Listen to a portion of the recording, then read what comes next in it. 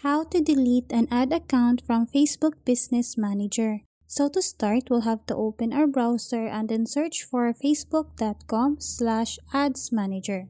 After that, we will be redirected to this page. And then in here, what we need to do is to hover our cursor here on the left part of the screen. And then after that, simply tap on this All Tools option. In here, we'll have to go to this Business Settings option. And then after that, it will open our business portfolio. In here, it will now show us our account. All we need to do is to tap on these three dots and then tap on this remove option. After that, we'll have to wait for a little.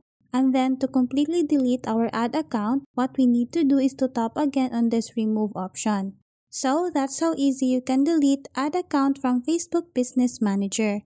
Thanks for watching, and if you find this video helpful, please don't forget to subscribe, hit the like button and then the notification bell so you won't miss any of our future videos. See you on the next one!